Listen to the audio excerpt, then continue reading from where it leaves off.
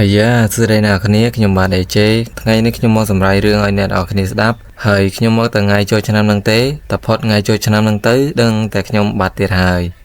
តើកុំឲ្យខាតពេលយូរចូលទៅមើលរឿងយើងអ្នកគ្នាតសាច់រឿងរបស់យើងមកយើងបានឃើញថាធីណានាងកំពុងតែដេកលើស្មៅដោយមានការស្រែកឃ្លានឯអាកៃវាក៏អញ្ចឹងដែរធីណានាងបានបែរខ្នងដាក់អាកៃដោយនិយាយថាបើខ្ញុំដឹងមុនខ្ញុំនឹងមិនធ្វើរឿងនោះទេកន្លែងហ្នឹងនាងចង់បានន័យថានាងមិនចង់មកតាមអាកៃអ្នកគ្នាពេលនោះអាចារ្យគោបានត្រឡប់មកវិញជាមួយនឹងអាហារជាច្រើនហើយនាងប្រាប់ពួកគេថាខ្ញុំរកបានត្រឹមតែប៉ុណ្្នឹងទេបន្ទាប់មកនាងបានយកផ្លែប៉ោមដែលកាន់នឹងដៃខាំមួយម៉ាត់ទៅអាចារ្យគោបានឲ្យអ្នកទាំងពីរសាកភ្លក់ផ្លែប៉ោមនេះតែធីណានាងបដិសេធដោយនាងប្រាប់ថានាងចង់ញ៉ាំសាច់អាចារ្យគោឮអញ្ចឹងក៏សួរធីណាហេតុអីផ្លែឈើក៏ល្អមិនអន់ទេណាធីណានាងឆ្លើយទៅវិញថាគោល្ងងអើយមានតែសត្វឋានៈទាបប៉ុណ្ណោះដែលញ៉ាំអាហារបែបនេះអាចារ្យគោភាំងតែម្ដងនាងហួសហេតុពេកហើយឯអាកៃវាបានមើលពីក្រៅអាចារ្យគោដោយគិតថាចុំនាងដោះកន្ទុយនោះមកពីណាខ្ញុំមិនដែលបានឃើញវាឲ្យច្បាស់សោះអាចារ្យគោបានថាឲ្យធីណាមិនខ្មាស់ខ្លួនឯងទេនាងកំពុងមើលងាយអាហារដែលអ្នកដតីខិតខំរកមកអញ្ចឹងសាកល្បងទៅរកអាហារដោយខ្លួនឯងទៅប្រសើរជាងមកបៀតបៀនគោដែលមានសញ្ចេតនាល្អនេះបើមិនមែនដោយសារតែភាពខុសគ្នានៃអំណាចរវាងយើងទាំងពីរខ្ញុំគ្មានថ្ងៃណាទទួលយកភាពជាទាសកររបស់នាងទេដើម្បីរកអាហារនេះខ្ញុំក៏ឆ្លងកាត់ការឈឺចាប់បន្តិចដែរនាងដឹងទេ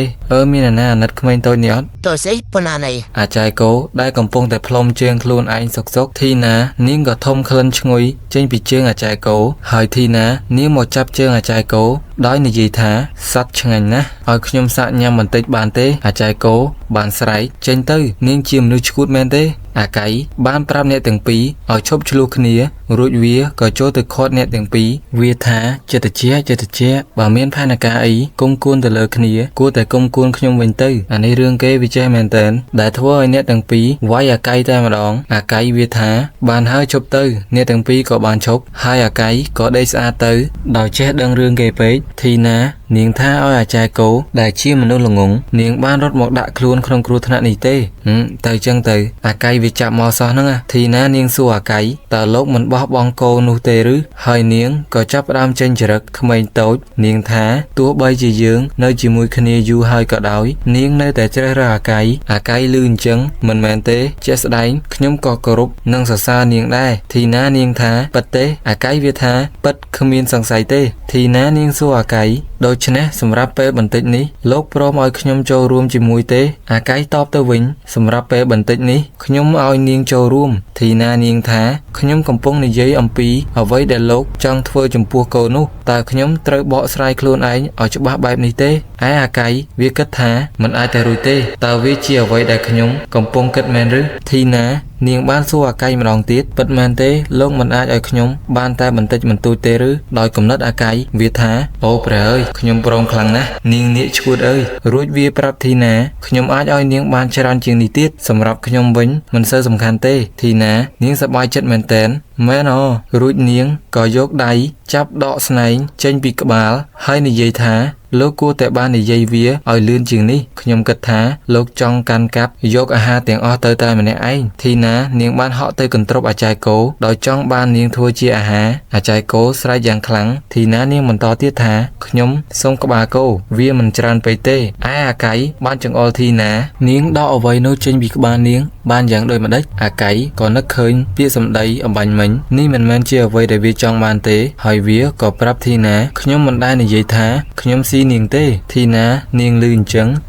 អញ្ចឹងហេតុអីបានជាលោកឲ្យការអនុញ្ញាតមកខ្ញុំអាកៃតបទៅវិញនរណាបាននិយាយថាខ្ញុំបានអនុញ្ញាតរឿងនេះឯអាចារ្យគោមើលទៅនាងកំសត់មែនតែននាងថានាងនេះអាក្រក់រាល់ពេលបរិភោគអាហារខ្ញុំនឹងដាក់បណ្ដាសាឲ្យមានខ្យល់នៅក្នុងពោះរបស់នាងធីណានាងភាំងវាជាបណ្ដាសាដ៏សាហាវណាស់អាកៃបានថាឲ្យធីណានាងទៅវិញទេដែលសាហាវអាចារ្យគោនាងចាប់ផ្ដើមស្រែកអ្នកណាក៏បានដែរជួយខ្ញុំផងធីណានាងថានាងច្បាស់ជាដឹងនៅរបៀបស្រែកសត្វដែលខ្ញុំចូលចិត្តបំផុតគឺពួកដែលស្រែកមុនហើយគ្មាននរណាម្នាក់មកជួយសង្គ្រោះនាងទេពេលនោះអ្នកទាំង3ឮសំឡេងនៅឯម្ខាងទៀតធីណានាងឆ្ងល់ក៏សួរនរណានៅទីនោះអាកៃបានមកបិទមាត់នាង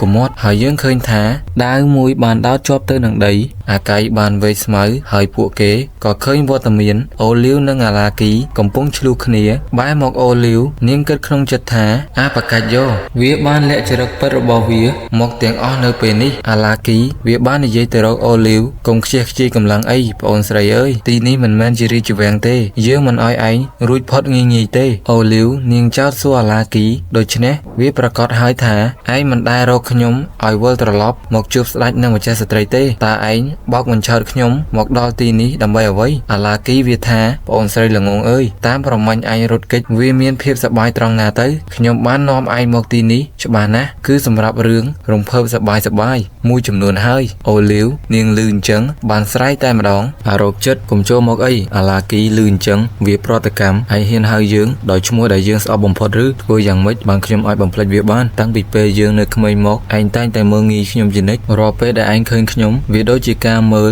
ទៅលើសត្វកណ្ដុរតូចតាចមួយអញ្ចឹងមិនថាយើងធ្វើអីដើម្បីផ្គប់ចិត្តឯងក៏ដោយឯងគ្រាន់តែចាត់ទុកយើងថាគ្មានតម្លៃប៉ុណ្ណោះអូលីវនាងឆ្ងល់ហេមានអីកើតឡើងចំពោះឯងអាឡាគីនិយាយថាឯងមិនយល់ទេឬបន្ទាប់ពីឯងធ្វើខ្លួនបែបនេះមកហើយអាឡាគីបានស្រែកដាក់អូលីវវាថាវាគ្រាន់តែចង់ចូលពាក់ព័ន្ធបែបកខ្វក់ជាមួយនាងឲ្យកាន់តែច្រើនឡើងអានឹងវាបែកថ្នាំហើយអ្នកនរគ្នាអានឹងវាដល់កម្រិតវាហើយអូលីវនាងភ័យម្ដងទៀតអាព្រានារីអាឡាគីបានយកដៃរបស់វាហែកឲ្យរបស់អូលីវព្រមទាំងនិយាយថាឯងនឹងមិនមើលងាយខ្ញុំទេបើឯងខ្លាចជាមនុស្សអាក្រក់ដូចជាខ្ញុំដែរមែនទេចប់ឡើងបងស្រីវាសប្បាយមែនទែន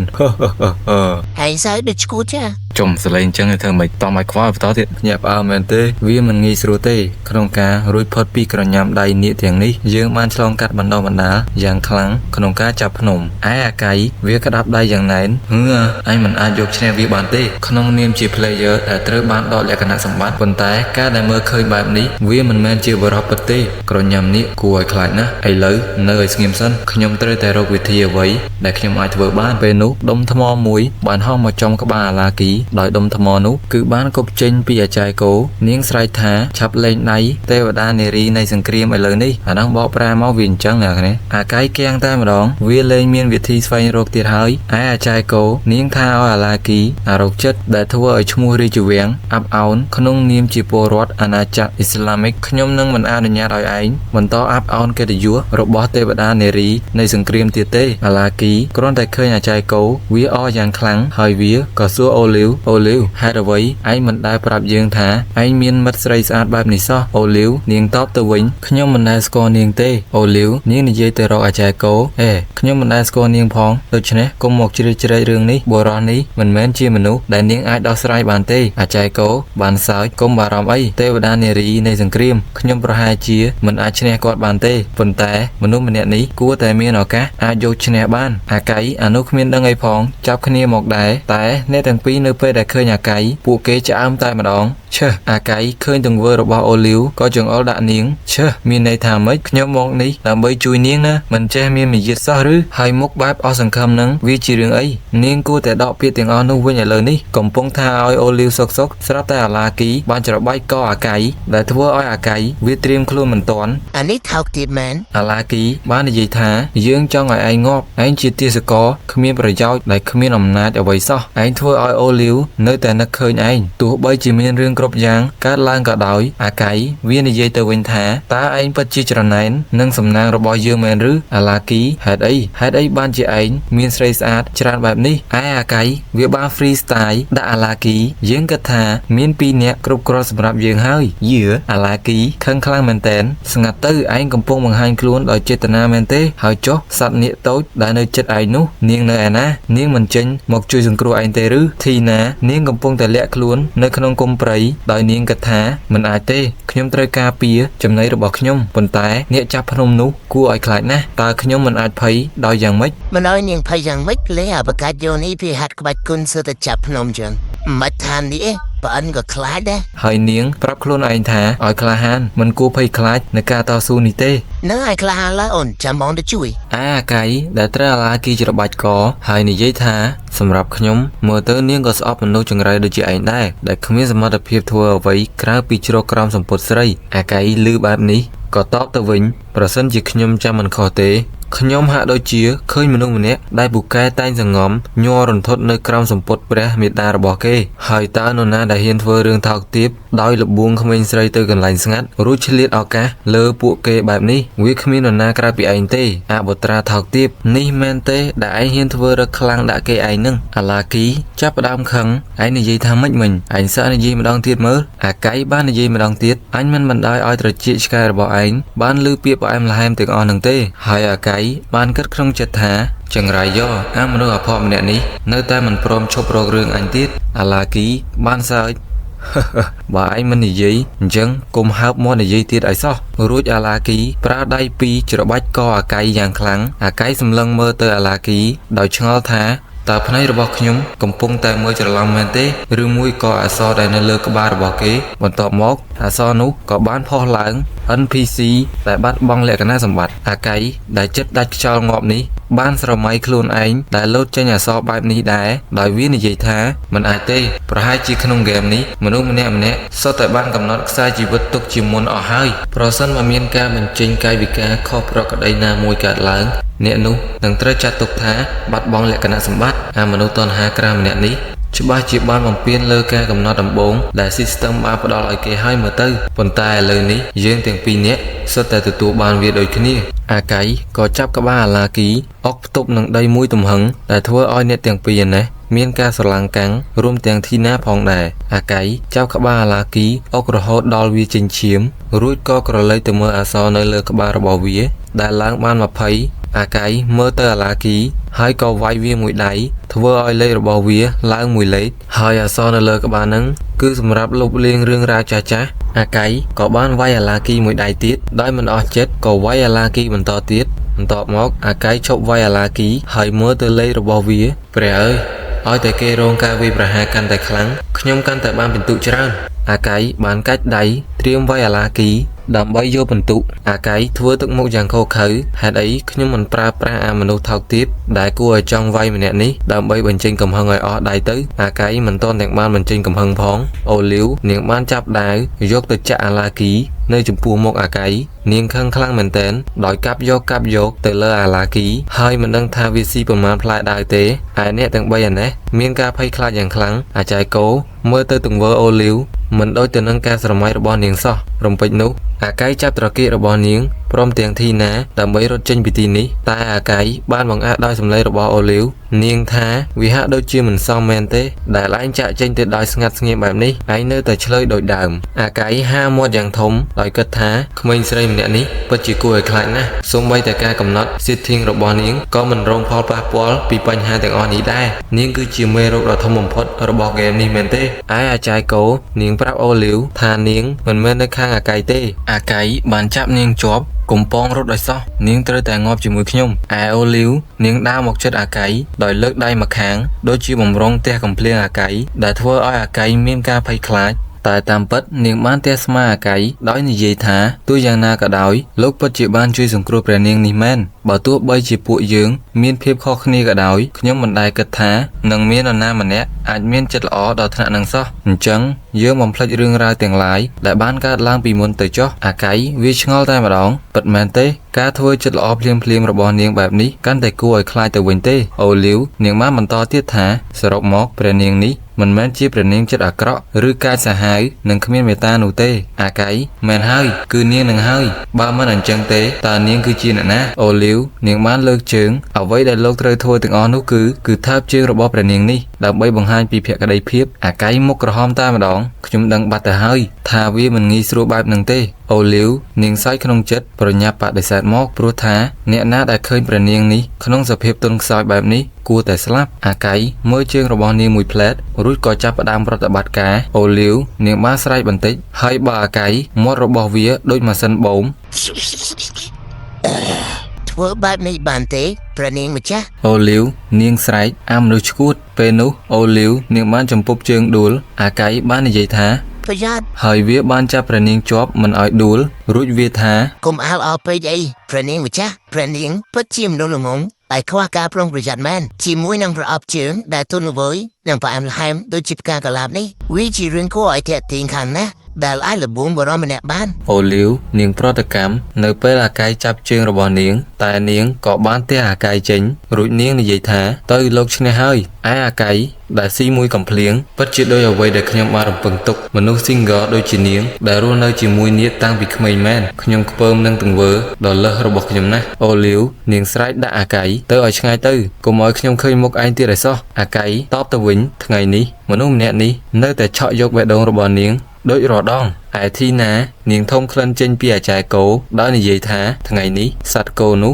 បញ្ចេញនៅរសជាតិខ្លាញ់យ៉ាងផ្អែមល្ហែមអាចារ្យគោឮអញ្ចឹងរៀងភ័យបន្តិចឯអូលីវនាងគិតថាមិនពិតទេខ្ញុំគួរតែរត់ចេញពីអាមនុស្សថោកទាបម្នាក់នេះឲ្យឆ្ងាយបើនៅទីនេះទៀតរឿងរ៉ាវនឹងកាន់តែអាក្រក់មិនខានហើយនាងក៏ចាប់ផ្ដើមរត់ចេញទាំងទឹកភ្នែកចុងក្រោយនេះខ្ញុំគឺជាព្រះនាងដ៏ខ្ពង់ខ្ពស់ហេតុអីបានជារឿងទាំងនេះមិនដែលកើតឡើងសោះនៅពេលដែលខ្ញុំជាប់នៅក្នុងល្អាងនេះកំពុងតែរត់គេចដោយមិនបានបើកភ្នែកមើលក៏បុកនឹងទាហានម្នាក់ហើយអបទាហានពុកមាត់វានិយាយថាតាមពិតព្រះនាងនៅទីនេះសោះព្រះនាងបានបាត់ខ្លួនអស់រយៈពេលយ៉ាងយូរពួកយើងស្មានតែមានរឿងអ្វីកើតឡើងចំពោះព្រះនាងនិងព្រះអង្គម្ចាស់បាត់ទៅហើយអាពុកមាត់បានសម្គាល់ឃើញអ្វីមួយរួចចង្អុលទៅក្បែរព្រះនាងតើនោះគឺជាអបពុកមាត់បំរុងនឹងស្រែកតែត្រូវបានអូលីវខ្ទប់មាត់វាជាប់ដោយនាងកុហកអាពុកមាត់ថាវាគ្រាន់តែជាកាកសំណល់របស់សត្វយក្សដែលរត់ចុះឡើងហើយវាបានជ្រុះកាកសំណល់ដែលរងរបួសនេះទៅដាច់ខាតមិនមែនជាសាកសពរបស់ព្រះអង្គម្ចាស់ឡាគីទេ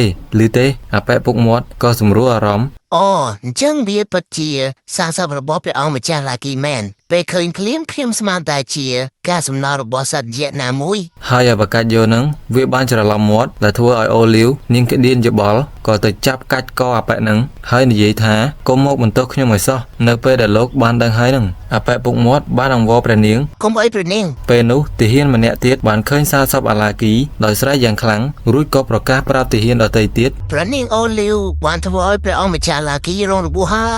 ហើយក៏មានទាហានម្នាក់ទៀតលេចចេញនៅពីក្រោយអាកៃនិងធីណាពេលដែលឮពាក្យទាំងអស់នោះវាបានស្រែកប្រកាសប្រាប់អ្នកដទៃទៀតថាព្រះនាងបានធ្វើឲ្យព្រះអង្គម្ចាស់ឡាគីអាចដាក់ខោដែលធ្វើឲ្យអបពុកមាត់និងអូលីវធ្វើភ្នែកស្លើតែក៏មានទាហានម្នាក់ទៀតនៅលើដើមឈើវាបានប្រកាសស្រែកថាតើឯងចង់បានន័យថាព្រះនាងអូលីវបានរកឃើញព្រះអង្គម្ចាស់ឡាគីកំពុងតែប្រាប់ដៃឬហើយឪពុកមាត់ក៏បានប្រមូលទ័ពដកថយដើម្បីបញ្ជូនដំណឹងនេះទៅរាជវាំងអូលីវនាងគិតថាវាមិនមែនជារឿងអាក្រក់ទេប្រសិនបើដំណឹងនេះលេចចេញទៅខាងក្រៅនោះកាត់មករាជវាំងឯនេះស្ដេចបានយកដៃគោះទុកយ៉ាងខ្លាំងនៅពេលដែលទាហាននោះនិយាយថាអូលីវនិយាយថានាងនឹងធ្វើឲ្យពួកយើងទាំងពីរ